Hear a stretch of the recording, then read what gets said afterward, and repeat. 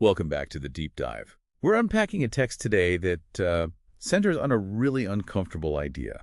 Imagine your mentor, the person you trust for everything, sits you down and says, look, I'm leaving. And frankly, you're going to be better off without me. It really does sound like a breakup line, doesn't it? It's not you, it's me. But that is the absolute core of the source we're looking at. John chapter 16, the farewell discourse. The paradox is Jesus convincing his friends that his absence is somehow an upgrade over his presence.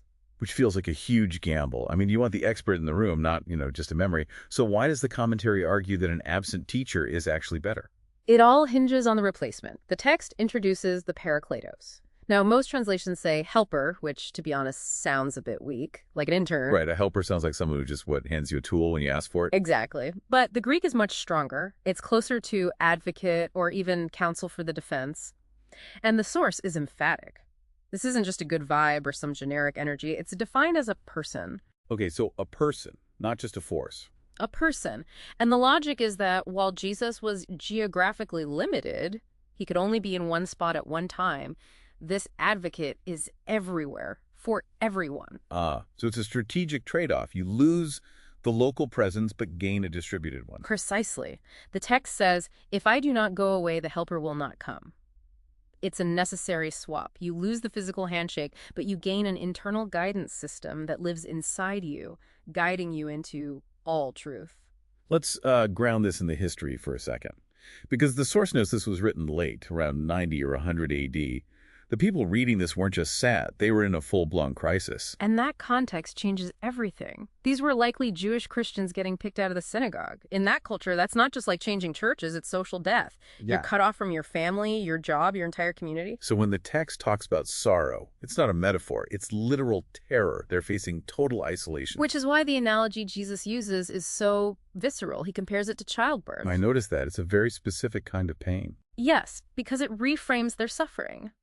The commentary points out that childbirth isn't just an injury, it's productive pain. The anguish is real, it's intense, but it leads to new life. And once that new life arrives, the memory of the pain is just eclipsed by joy. He's telling them, this sorrow isn't the end, it's just the birth pangs of something new. And this connects back to the vine and branches idea from the chapter just before, right? It's the mechanism for it. Chapter 15 says, stay connected to me, and chapter 16 explains how. You can't physically hold on to a vine that's gone. The spirit becomes that connective tissue, that sap. Which brings us to that famous line, I have overcome the world. But I think we usually misread what peace means there. We do. We think peace means the absence of trouble, a quiet, easy life. But the text says the opposite. It explicitly says, in this world you will have tribulation. It's a guarantee. So the peace isn't an external ceasefire. No, it's internal composure. The source describes it as a deep confidence right in the middle of chaos.